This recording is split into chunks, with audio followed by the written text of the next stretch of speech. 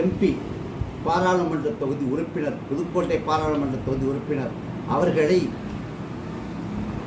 வேண்டி கேட்டு இதை வெளியிடச் சொன்னேன். அவரும் வெளியிட்டார்.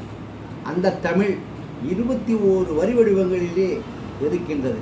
நீங்கள் அவசியமாக அறிந்து கொள்ள வேண்டும். அந்த தமிழை நீங்கள் கற்றாலும் ஒரே நாளில் கற்றுக்கொள்வீர்கள்.